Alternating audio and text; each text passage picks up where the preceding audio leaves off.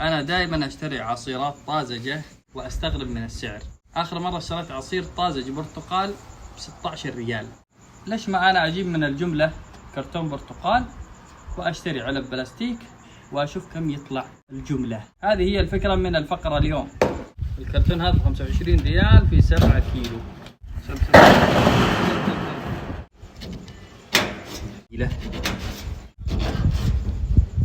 شوفوا ما شاء الله تبارك الله، والله يا ريحة يا جماعة البرتقال بعد ما قطعناه. أتكلم عن هذا الجهاز، جهاز عصارة الحمضيات، تعصر البرتقال والليمون. هذه من أديسون من السيف جاليري، أخذتها كان عليها عرض، سعرها 199 ريال. كهربائية، سهلة الاستخدام، وتنظيفها جدا سهل وبسيط. بسم الله، والله طلع عصير على طول.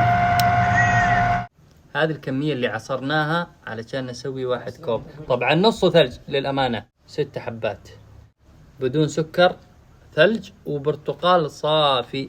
أبو سرة يقولون حالي ولذيذ، قسم بالله ما يحتاج سكر، لذيذ. بعد ما خربنا عشان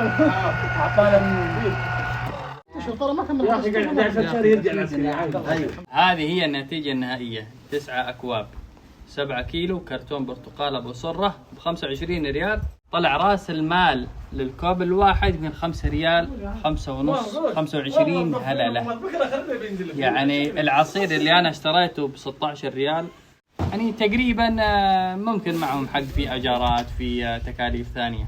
لكن لو أنا بعته مثلا ب12 ريال توقع حقه. نبيع الحين على الشباب. يا شباب اللي يبغى يشتري، أول واحد أبو ليلى، أبو سام.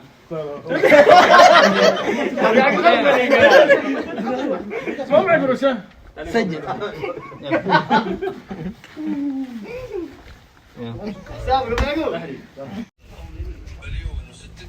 لذيذ جدا جدا جدا.